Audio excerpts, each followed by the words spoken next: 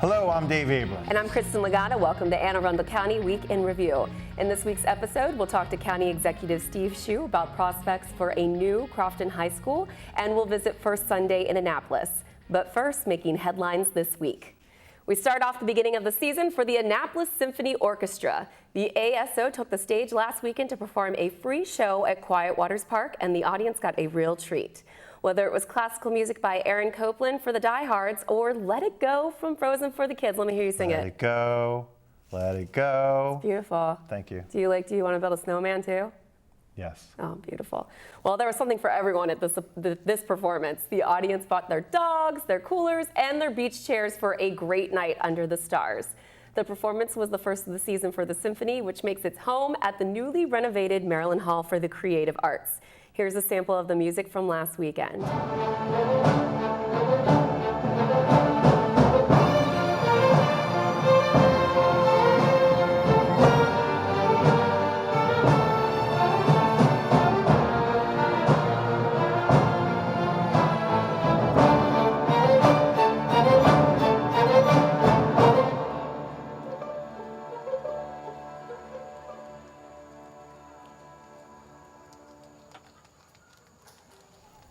We caught up with Karen Smith, chairwoman of the ASO's Board of Trustees, and she said a major goal is to expose as many people as possible to classical music.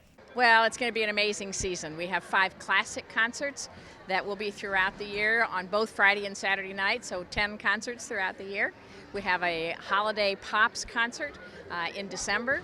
We have children's concerts and family concerts and education concerts in May, so it'll be a full year of lots of different concerts. The next performance at Maryland Hall is Friday, October 2nd. You can check out AnnapolisSymphony.org for all of the performance dates.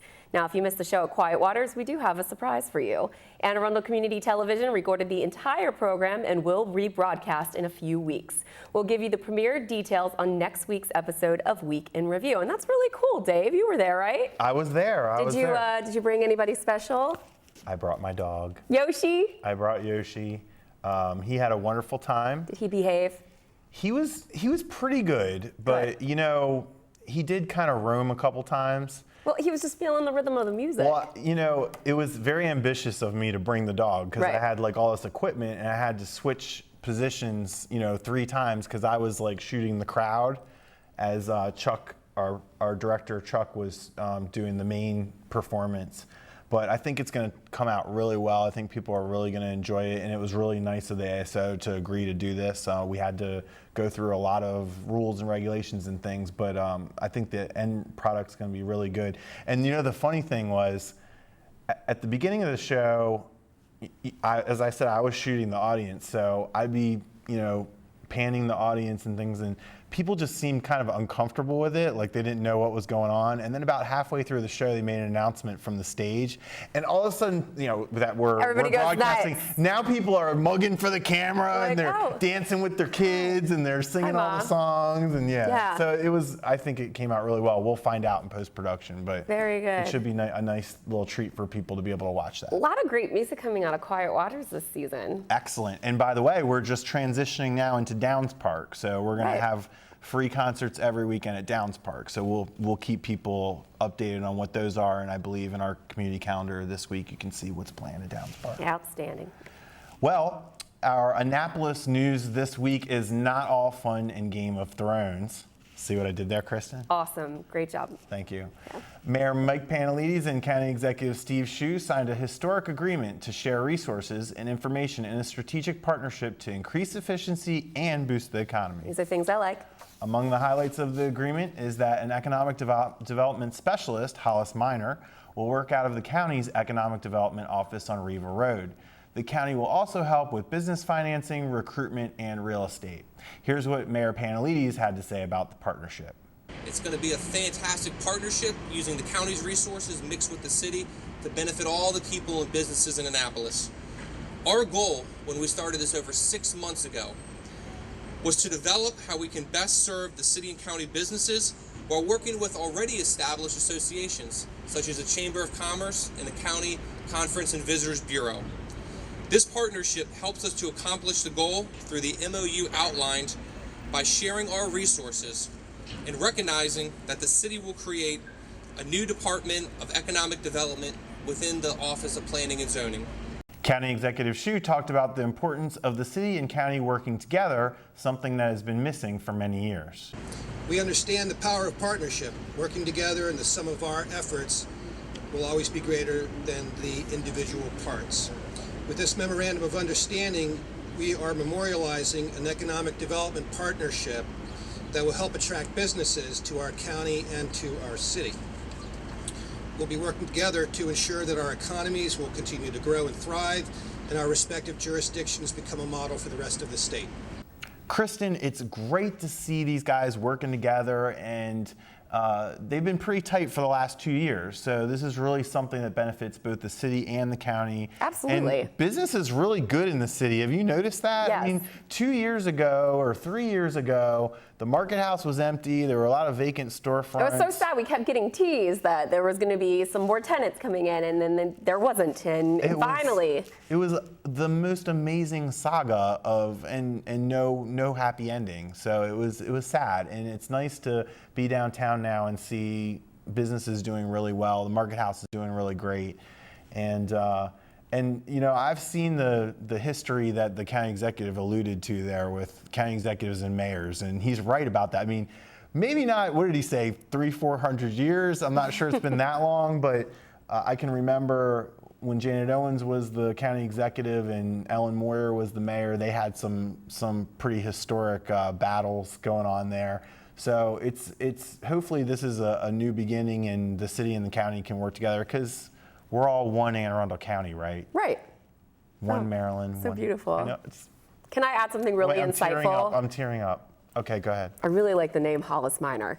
That is a cool name. It's a cool name. And I've known her husband, Don Lamb Minor, for many years, and they're both great Annapolitans and very involved in the community. So she's going to hit the ground running because she knows all the players and she knows business. So Well, it's a great I think partnership, it's gonna and work as out. you said, we're all going to be working together, and that's wonderful. That's right. So, well, we've told you a couple of great things coming on and going on in Annapolis, but there's more. Just before the Symphony took the stage at Quiet Waters, there was not only a Labor Day parade, but also the latest First Sunday Festival. Now, if you're not familiar with this event, it happens, that's right, the first Sunday of every month. West Street is closed off to cars and packed with vendors and artists. The event has been so successful that organizers have decided to extend it to October and November, which I think is a great time for festivals anyway. Have you done First Sunday? We were just talking about how hot it's been. I love fall time festivals. Yeah, definitely. I'm ready for have been. fall. I went last year to one First Sunday, but I'd like to go again, especially a fall one. Yeah, this one was packed. It was super busy. So, Yeah. so obviously people are enjoying it. Oh, I think it's great. So just in case you don't want to do the math, that would be Sunday, October 4th and Sunday, November 1st. Well, Dave, you figured that out all by yourself, I did. huh? I Put opened that up right the in calendar and I looked. First. I looked 2 or 3 times to October make sure I got it 4th. right, because That comes before the 11th. Okay. and whenever I get calendar dates wrong, you always point it out to me so I fix it. I'm just trying to make sure we're giving the county its news Yeah. properly. That's right. Just the facts here. Just the facts. Cold, hard facts. Absolutely. We talked to April Elaine, one of the vendors at First Sunday, and here's what she had to say. I've done it for a couple years in a row now. It's one of my favorite festivals to do. It's always a good time. It's always a good crowd. Everybody has a great time. So it's one of my favorites. You can find out more about April by simply searching for April Elaine on Facebook, and that's spelled A-L-A-Y-N-E. Is that all, Kristin? No, there's more. Oh, there's more. On September When you like 26th. something, you want more. more. Remember that commercial? Oh, I missed that commercial. I don't know what you're talking With about. the kids, the wireless commercial. Oh, yeah. When The you little like kids. something, you want more. Yes. Anyway. I remember that. They That's should not do a that dated again. reference. It's only like No, you're right. a couple years old. You're right. On September 26th, you can come down to the Fringe Festival. And what is the Fringe Festival, you ask? Please tell us what the Fringe Festival is. Well, here you go. Allison Harbaugh of Annapolis Art Farm explained it for us. Oh, okay. Yeah, so Fringe Fest is happening Saturday, September 26th at 7 o'clock is the opening ceremonies, and it's going to go into the wee hours of the morning. There's going to be all kinds of things from a high heel race with men wearing high heels racing down West Street. We've got a drag queen show. We've got live music. We've got a body painter. opera singers, anything your little brains can imagine, it's going to be here, and it's going to be crazy. So we really invite you to come down and have a good time with us. Did you hear that, Dave? A high heel race. I hope you got your heels ready. Can I borrow yours? Yeah, sure. What color? What size? I am a ladies 8. I don't know what that means for you. Probably 8. Too small.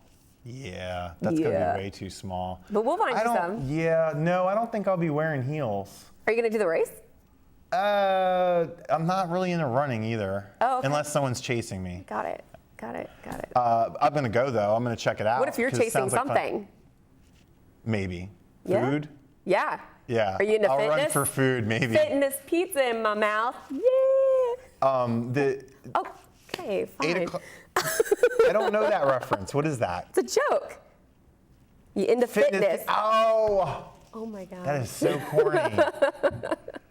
But and yet you're wondering why you've never thought of it. But as Allison mentioned, it's not just the race. There's also music. Yes. Music. Always a big fan of that. From 8 o'clock until midnight, I believe. Do we know any of the artists yet? I looked at the list briefly, but I haven't had a chance. They are online, so be sure to check out the Fringe Festival online. There's a long list of artists and events and fun things that are going on. So, Great. So check it out. Yeah. We're going to take a quick break, but when we return, we will beam to our satellite studio in Annapolis, where I sat down with Steve Schuh to talk about Crofton High School. Take a look at our community calendar for events around town, and don't go away. We'll be right back.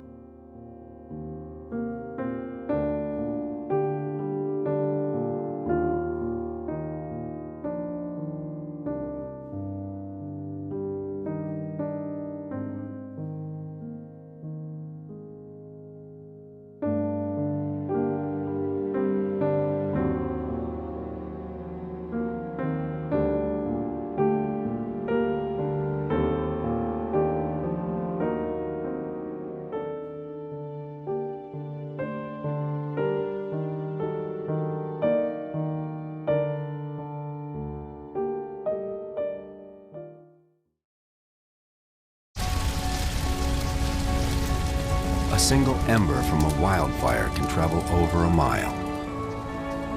That ember can ignite and destroy your home or community. You can't control where that ember will land. Only what happens before it does. Visit fireadapted.org to learn how you can help protect your community from wildfires.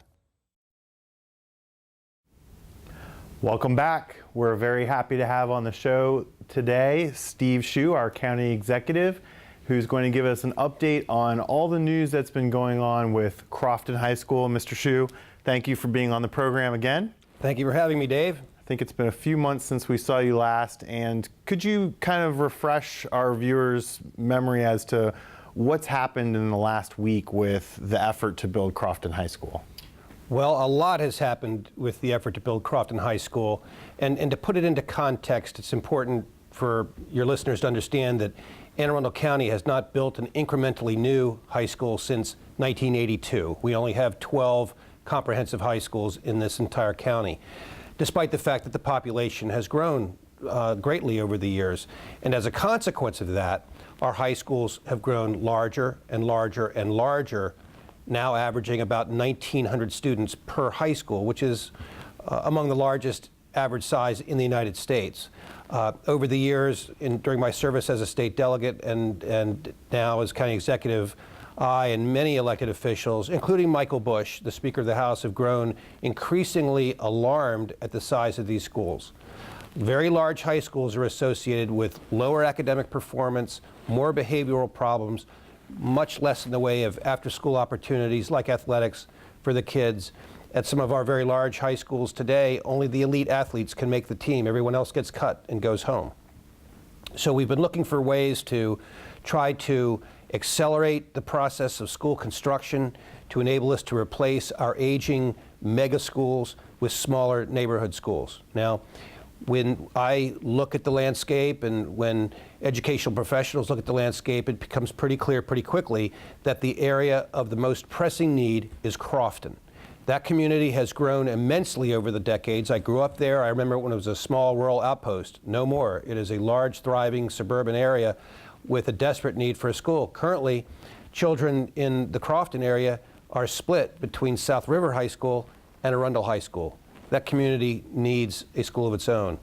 Now, the great news is that last week, MGT of America, the consultant engaged by the school board, produced its once every 10-year review of the Anne Arundel County School Facilities Plan.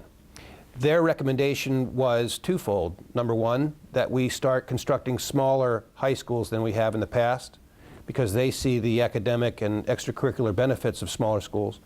And they recommended that a new school be constructed for Crofton, a high school. It's a wonderful development. And beyond that, the consultants also recommended that Old Mill be split up into several smaller schools. Right now we have 5,000 students under one roof at Old Mill, one enormous high school and two large middle schools all under one roof. It is an educational disaster, and at long last I think we have a consensus to break it up into an Old Mill North and an Old Mill South so that children can be in an environment where they're known and nurtured and can achieve their full potential. So I'm very excited about what's going on with Crofton High School and our high schools generally. And the thing that strikes me about it is, you know, I've lived in this area for about a decade, you obviously longer than that, and we've heard talk of building Crofton High School for years and years and years. In the last 4 months, we've had, you introduced a budget that included funding for Crofton High School, for the planning of Crofton High School. The MGT study comes out that says, yes, the numbers reflect that we need a school in West County, a Crofton High School. And the school board, the superintendent presented his capital program to the school board and made Crofton High School a top priority. So that's a lot to happen in a really short period of time. Do you feel like a momentum going on right now with this? Absolutely. Everything has its moment. And for several decades in Anne Arundel County, there was a deeply entrenched belief that big schools were better, that they were more economical, that they could offer more coursework and therefore an enriched academic experience. History now, all these decades down the line, has proven that those theories about large schools are incorrect. They are inefficient, they are bureaucratic, they create a suboptimal academic environment, and they take away after-school opportunities from children. There has been an emerging consensus in recent years around the concept of smaller neighborhood high schools. It all came together just in the last year. George Arlotto is recognized and is committed to the concept of smaller schools. The Speaker of the House, Michael Bush, recognizes the importance of smaller schools. It's something that I've been promoting with anyone that will listen over the past several years. The consultants recognize the issue. So it's all come together from multiple angles, and we now, I think, have reached a new consensus and a new beginning for school construction in Anne Arundel County. Things are going to look very different 20 or 30 years from now than they do today. The educational thought on this is obviously evolving, and you mentioned that you grew up in the Crofton area. I've heard stories about, you know, children go to Crofton Middle School, and they have a day during the year where they put all the kids in the cafeteria and they say, you're going to South River and you're going to Arundel, and there's tears. Yes. And there's all this angst. How can you put your finger on how long this school has been an issue in that community as someone who grew up there? It's been an issue for decades. I would say at least the last 20 years, the residents of Crofton have been asking for a high school. And interestingly, the school board many years ago, at least 20 years ago, bought land for a future Crofton High School, but never acted on the plan to actually get around to building it. And I think it's because of the previous consensus that big schools were better and just stay with the 12 we have, and if they get very, very large, so be it. That consensus has broken down and given way to a new view that I think is going to be much healthier for our county and for our kids in the long run. It was also prescient thinking on their part that obviously the growth in the county is going to happen right there in that triangle between Baltimore and DC. Yes. It's funny, I have to mention, you said 1982 was the last time an incrementally new school was built. That was the year our co-host Kristin was born. How about that? That just gives you a little perspective there. Yeah. But well, as I said, a lot has come together recently. One of the most important things that has happened in this county in a long time is the arrival of George Arlotto as the superintendent of schools. He brings an entirely different perspective on our school system and a very different way of doing business than we've ever had in this county before. I don't believe there has ever existed the degree of partnership that now exists between the county administration and the school board as there exists today. And that's thanks to George Arlotto. So, and we also said this on last week's program when the news came out, is don't count our chickens, don't get too excited, there's more to come, right? There's a lot that has to happen for Crofton High School to be built. What are some of those things, and what is your role in that? Well, there is one last remaining, actually I take it back, there are two large hurdles that still remain. One is the Board of Education needs to formally accept Superintendent Arlotto's proposal to build Crofton High School in the order he has proposed to build it and not to delay it. The other big hurdle is funding. In my original budget submission earlier this year, I included both planning money and construction money for Crofton High School so that the construction money would be there and ready to go. Unfortunately, for reasons I do not fully understand, the County Council elected to remove the construction money from the budget. So now there are only planning funds. I am determined to put the construction money back in the next budget, but it has to be approved by the County Council. So I urge our listeners to communicate with their councilman and let them know that they believe that Crofton High School is the #1 priority, educational priority in this county. We should mention that and give some credit too. I mean, the parents in West County have done a really good job of voicing their concerns, and I believe the superintendent actually mentioned that in his remarks as well, that yes, we heard you loud and clear, Crofton, so here we go. The folks in Crofton have let themselves be heard about this issue. They are also well organized to advocate on behalf of the school. Build Crofton Now is a citizen group that has fought tirelessly on behalf of this high school, and it's a wonderful development that after all this time and effort, it's paying off. Well, hopefully sometime in your term you'll be able to have first day back to school night at Crofton High School. I can't wait. Well, thank you again for being on the show. It was great to have you again, and we're going to take a quick break and we'll be right back after this.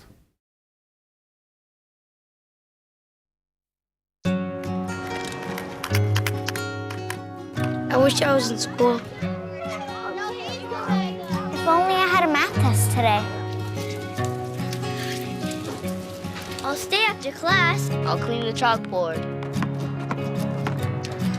I wish I was in school.